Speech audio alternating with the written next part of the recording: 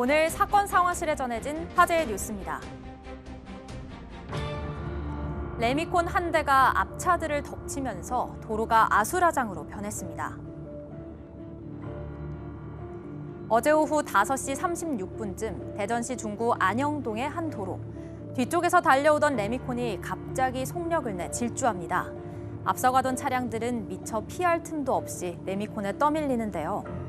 차량 5대를 잇따라 들이받은 레미콘은 도로 옆으로 추락했습니다.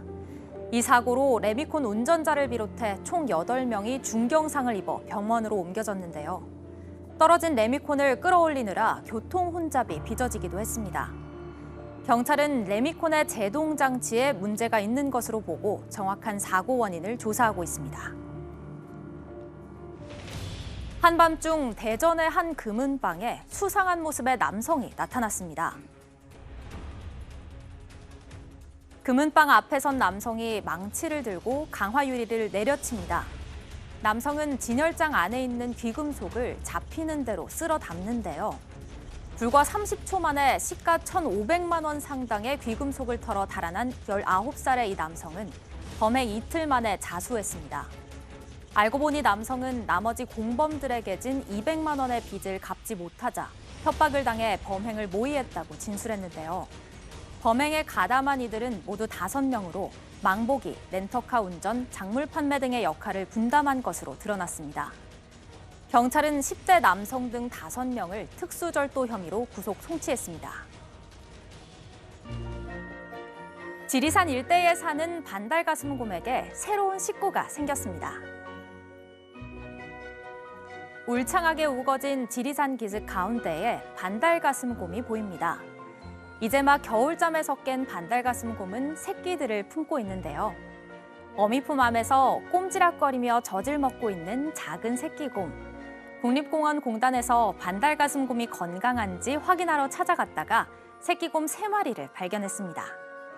반달가슴곰은 멸종위기 야생동물 1급으로도 지정돼 있는데요. 이로써 새로운 식구를 포함해 지리산과 수도산 일대에 서식하는 반달가슴곰은 어림잡아 최소 69마리, 또 올해 출산이 예상되는 어미곰도 5마리가 더 있다고 합니다. 5살 의붓아들을 폭행해 숨지게 한 계부와 함께 기소된 친모가 첫 재판에서 혐의를 인정했습니다. 지난해 9월 인천시 미추홀구의 자택에서 아들을 폭행하는 계부를 제지하지 않아 숨지게 한 혐의를 받는 20대 여성. 또 집 화장실에 감금된 채 폭행당한 아들을 병원에 데려가지 않고 아들이 묶인 채 쓰러져 있는데도 돌보지 않는 등 상습적으로 방임하거나 확대한 혐의도 받았습니다. 오늘 열린 첫 재판에서 변호인은 공소사실 전부를 인정했는데요. 다만 피고인이 외상 후 스트레스 장애를 앓고 있으며 피고인이지만 피해자이기도 해 정상 참작을 바란다고 호소했습니다. 네, 계부에게 무차별적으로 맞았습니다. 그래서 이 5살 아이가 결국 목숨을 잃었는데요. 이 친모가 첫 재판에서 혐의를 모두 인정을 했습니다. 그런데 인정을 하면서 나도 피해자다라고 주장을 하면서 정상 참작을 호소를 했습니다. 이 여성의 변호인의 입장은 뭔가요? 이제 그 자신의 남편이죠. 아이 입장에서는 계부지만 계부가 둔기로 어린아이를 우리 그 동영상 보면서 정말 속상했거든요. 결박한 상태에서 무차별 구타하는데 엄마라는 사람이 밥 먹거나 딴짓하면서 아이를 돌보지 않기 때문에 이거 엄마도 이거 똑같이 공범 아니냐는지 우리가 이런 얘기 했었는데 결국 아동학대를 방치하는 혐의로 엄마도 이제 구속 기소가 됐거든요.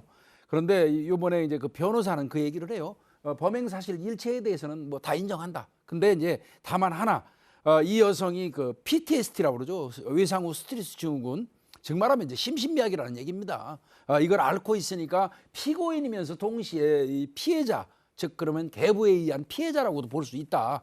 이런 부분을 좀 참작을 좀 해주십시오 하는 그 내용을 변호인이 피력했습니다. 그러니까 잘못했다. 그런데 나도 남편이 범행을 저지른 피해자다라고 얘기를 한 건데 이게 형에 반영이 될까요? 가능성은 충분히 있습니다. 우선 자백한 경우에 형량을 결정할 때 여러 가지 요소를 종합적으로 고려하게 되죠. 해야 되는 것이고 우선 범죄를 범한 것은 현재 이제 인정했으니까 그 반대 측면에서 두려워서 어쩔 수 없이 뭐 동조했다 또는 가담했다라는 주장으로 보이는데 그렇다면 어느 쪽에 무게를 둘 것인가? 또 그 무게를 둘 수 있는 그 지점이 어느 정도인가, 어디인가를 따져야 양형이 가능합니다. 따라서 증거가 필요한데 그런 판단을 하기 위해서는 실제 정신감정을 하거나 아니면 기타 이제 다른 주변의 당시의 상황을 아는 사람들의 진술 등등을 종합해서 증거에 의해서 이제 양형 작업이 이루어질 것으로 보입니다. 네. 그리고 앞서 본 사건 중에 무서운 10대가 또 한 명 등장을 했습니다. 빚을 갚아라 이렇게 채무 압박을 하니까 금은방을 털었습니다. 일당 5명이 모두 구속이 됐는데요.